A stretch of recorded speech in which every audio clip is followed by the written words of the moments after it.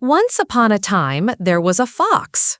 His father had built a big wall, so the son thought, if my father could do such a thing, why can't I do something too? He too had a plan after all.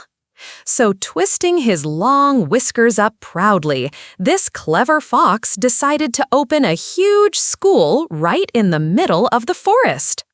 Soon, all kinds of tiny creatures came to study in Fox Teacher's school.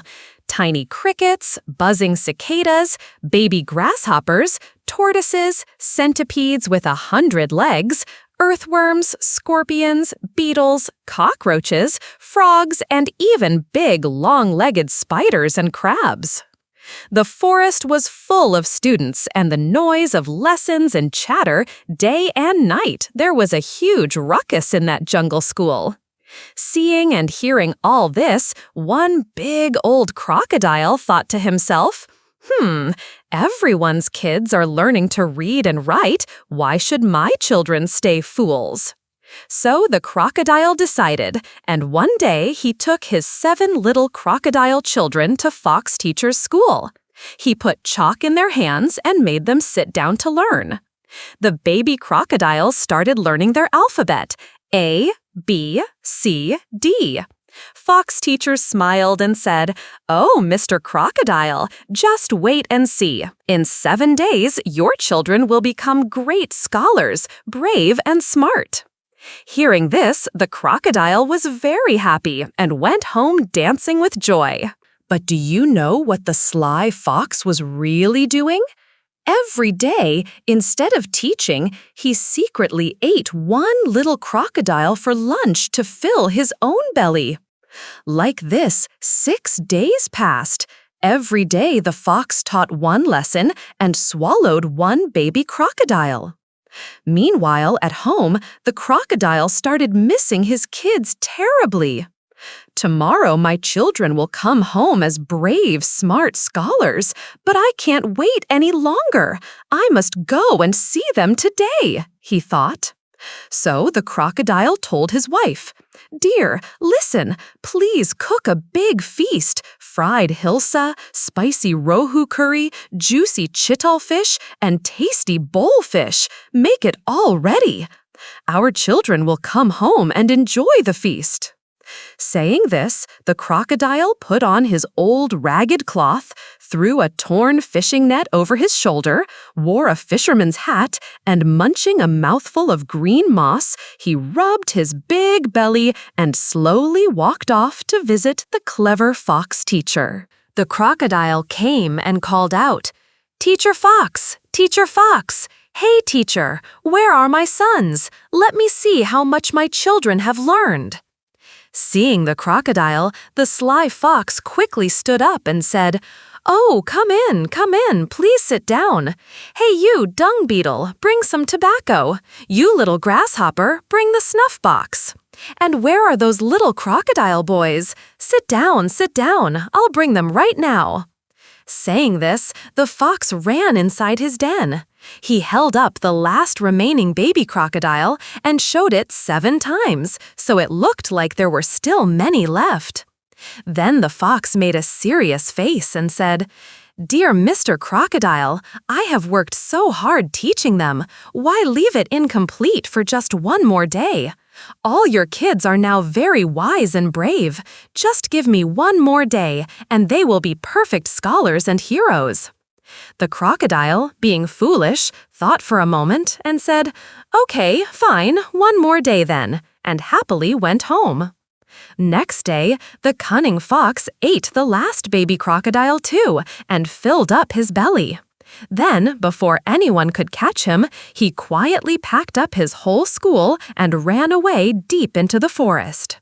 "Run, run!" The fox ran far away from the forest. The next day, the crocodile came back to the school. But what did he see? There were no students, no fox teacher. The whole place was empty. The poor crocodile finally understood everything. He started crying loudly, "Hoo, hoo, hoo," hitting his own head and cheeks in anger and sadness. Then the angry crocodile shouted, "Okay, Teacher Fox, let's see where you go now. You won't eat crabs anymore. You won't come near this pond again. Try and see how you escape these crocodile jaws next time." Saying this, the crocodile hid silently in the pond water, waiting for the fox. A few days passed. Meanwhile, the sly fox, with no food left in the forest, was roaming around the banks of that same pond, nose sniffing here and there, but he didn't dare to touch the water because he knew the crocodile might be waiting. But his stomach was burning with hunger. On the other side of the swamp, the crabs were dancing happily, waving their claws. Clap, clap, dance, dance. And that made the fox even hungrier. At last, he couldn't take it anymore. Forgetting all fear, the fox thought, "Whatever, I'll risk it." And splash! He jumped into the water. But the moment he splashed in, snap! The crocodile grabbed the fox's leg in his huge jaws. There was a big tug of war. The fox pulled, the crocodile pulled, and somehow the fox reached a patch of tall reeds. Quickly, the clever fox broke off the end of a reed stalk and laughed. "Mr. Crocodile, I never knew you were this foolish. Look, where's my leg? And where's this stick? You're holding the stick. Let go of it and grab my real leg instead." The silly crocodile thought, "Oh, am I biting a stick?" So he opened his mouth, let go of the fox's leg, and bit the stick instead. The clever fox jumped 3 times and landed safely on the bank. While running away, he made a funny face and shouted, "Bye, Mr. Crocodile. I'll open another school soon. Send your kids again, okay?" A long time passed again. The crocodile could never catch the sly fox's tail either. The fox was just too clever. Finally, one day, the foolish crocodile thought up a new plan. "This time, I'll surely catch him." He came out of the water, lay flat on the sunny riverbank like a log, opened his mouth wide, stretched out his legs and tail stiff, and pretended to be dead. He acted like a statue, hoping the fox would come close this time. The fox teacher always used this path. That day, the fox saw the crocodile lying still and thought, "Oh wow, the crocodile is dead. Let me call Mrs. Fox. We'll have a nice big meal together." But this clever fox also felt something was fishy. So, twisting his whiskers with a grin, he muttered to himself, Mr. Crocodile was such a nice fellow. How did he die? But wait, let me test him." So the fox said loudly, "Hey, if someone is really dead, their ears will flap, flop, flop, their tail will wag, wag, then they're really dead. Otherwise, fake." Hearing this, the foolish crocodile thought to himself, maybe the fox is right. Maybe I should do what he says." So even though crocodiles don't have real ears, he started wiggling his head left and right, pretending to flap ears, and began thumping his tail thud, thud on the ground. Nearby, a bunch of young cowherd boys were grazing their cattle. The moment they saw this, they screamed, "Hey, look! It's that same crocodile that ate a calf the other day. It's lying here." At once, the boys ran up with sickles, sticks, stones, and started throwing everything at the crocodile. Smash, whack, bang! They chased the poor crocodile, who ran off in pain and shame.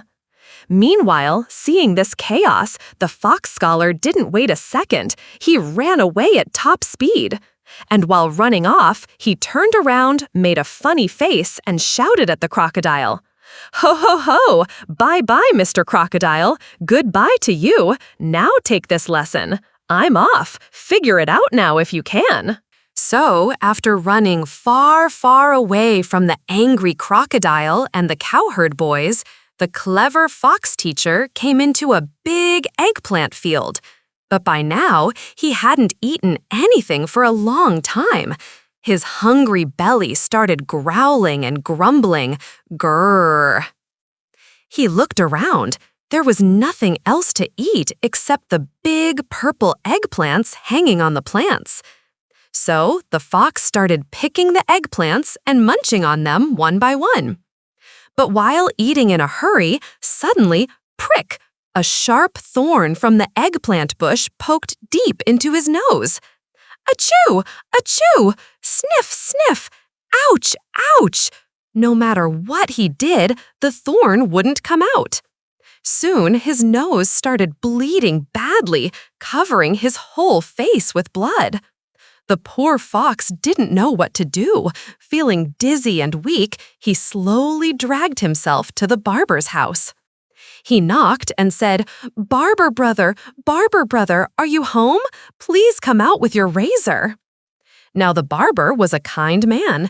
He came out with his sharp razor and asked, "Oh, it's you, fox teacher? But what's this? Oh dear, your nose is almost gone." Hearing that, the fox started crying. "Boo-hoo-hoo, brother, that's why I'm crying. My mind is not working. Only you can help me now. That's why I came to you." The kind barber felt pity for him. He said, sit down. I'll take that thorn out for you right now." But oh no, what a disaster!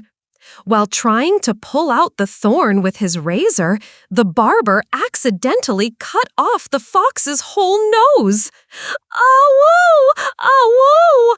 Wah! Wah! You wretched, cruel barber! Just look what you've done, you fool! Put my nose back right now, or I'll teach you such a lesson you'll never forget," howled the fox in anger and pain. So, after the barber accidentally cut off his nose, the poor, scared barber fell at the fox's feet and said, "Oh, brother, I made a terrible mistake. Please forgive me, or I'm finished." The sly fox pretended to think for a moment, then said, "Well, what's done is done, but give me your razor, then I'll forgive you and let you live."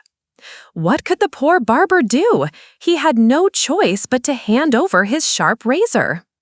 The fox took it and said, "All right then, I'm off," and walked away proudly with the razor.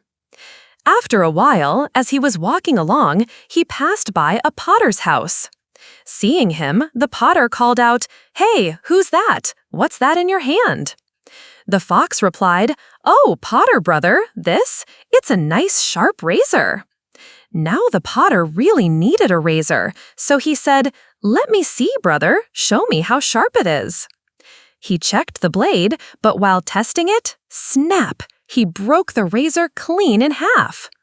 "Oh no! Oh dear!" cried the potter. But the fox got angry and shouted, "Hey, you foolish potter, that won't do. If you want to be safe, fix my razor right now." But there was no blacksmith in that whole village to fix a broken razor. Helpless, the potter folded his hands and begged, "Brother Fox, please forgive me, or I'll be ruined." The fox pretended to think again and said, "All right, I'll forgive you, but only if you give me a nice clay pot." So the potter quickly gave him a pot to save himself. The fox happily took the pot and went on his way once more. By now, it was almost evening. Just then, a big wedding party was passing by the road. There were drums, fireworks, firecrackers, and lots of people dancing and making noise. Suddenly, bang! One firecracker flew straight into the fox's clay pot, boom, and shattered it into pieces. The fox rolled his eyes and shouted angrily, "Hey you, are you the groom? Going to get married is fine, but couldn't you find a better place to burst fireworks? Now fix my pot right now or else." The poor groom didn't know what to say. He was completely shocked. Everyone in the wedding party started begging, "Forgive us, Brother Fox, please forgive us, or we're finished." The clever fox smirked and said, "Forgive you? No way. If you really want my forgiveness, then give me your bride, and you all can go wherever you want." What could they do? They had no other option. Helplessly, the groom handed over the bride to the cunning fox and left with his wedding party. So now the clever fox, having got the bride, happily walked off with her. On the way, he stopped by the house of a village drummer. The fox said, "Hey, Mr. Drummer, how many drummers do you have here? I'm getting married. Book all the drums in the village for my wedding. I'm leaving the bride here at your house for now. I'm off to bring the priest." So the drummer went to book all the drums, and the fox went off to the priest's house. Inside, the drummer's wife sat down to chop straw for the cows. Meanwhile, the poor bride, tired after a whole day of trouble, slowly dozed off. But oh no, she slipped and fell right onto the sharp straw cutter and got cut into 2 pieces. Scared out of her mind, the drummer's wife quickly hid the 2 pieces in a haystack so no one would find out. Soon, the fox came back with the priest. He looked around, no bride. "Hey, drummer's wife, if you want to stay safe, bring my bride here right now," the fox shouted. The poor drummer's wife ran inside and told her husband, "Oh no, what do we do now?" Seeing their pale, scared faces, the fox said slyly, Okay, forget the bride. If you want to save yourselves, just give me your drum. Then I'll forgive you." The drummer's wife thought, "Phew, saved." She quickly handed over the drum, shut the door tight, and prayed the fox would leave. Now the fox stood there with the drum, but he had no idea what to do next. So he climbed up a tall palm tree, sat at the top, beat the drum, and sang at the top of his lungs. "Tuck-doom-a-dum-dum, in the eggplant field I got a thorn. Tuck-doom-a-dum-dum. To pull the thorn I lost my nose. Tuck-doom-a-dum-dum. For my nose I got a razor. Tuck-doom-a-dum-dum. With the razor I got a pot. Tuck-doom-a-dum-dum. For the pot I got a bride. Tuck-doom-a-dum-dum. And for the bride I got this drum. Tuck-doom-a-dum-dum. Da-gum, doog-doom-a-dum. Dum-doom-a-dum-dum. Dancing with joy, singing and drumming away, the fox didn't notice how high up he was. Suddenly, slip! He lost his balance and fell straight down from the tall palm tree. Thud! His clever soul finally left his cunning body. And my story ends just like that. The tale is over.